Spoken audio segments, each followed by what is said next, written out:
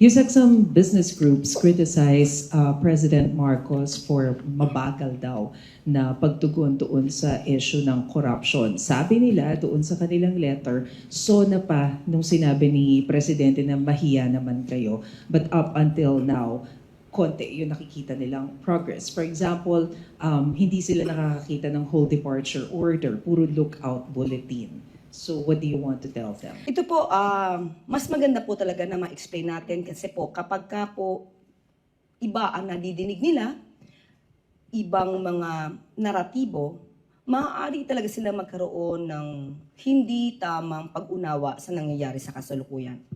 Kung nagkaroon po ng SONA, that's July, August, September, October, tandaan na po natin, marami na po ang nangyari.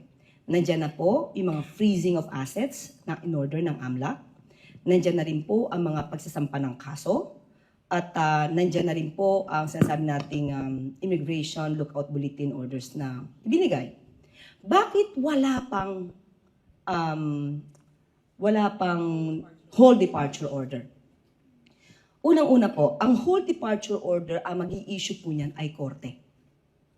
So dapat malaman po nila na lahat po ng ginagawa ngayon ng administrasyon at ng mga law enforcement agencies ay naaayon sa batas. Hindi po natin basta-basta maaaring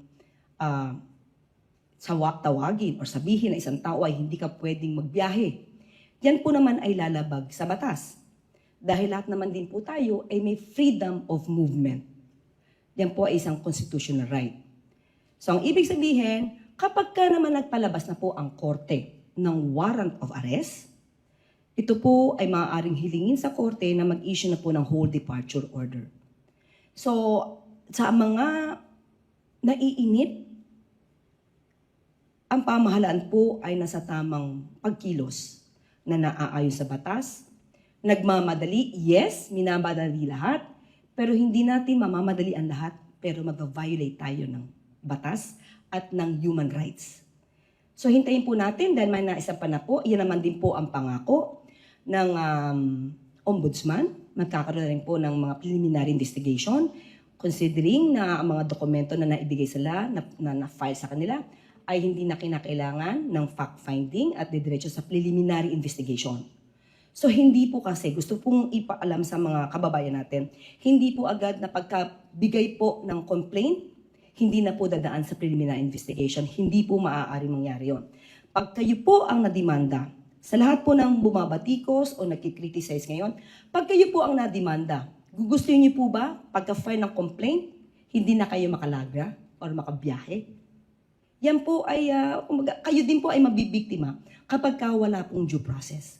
So isipin po natin, ang ginagawa ng pamahalaan ngayon ay may katugunan sa due process.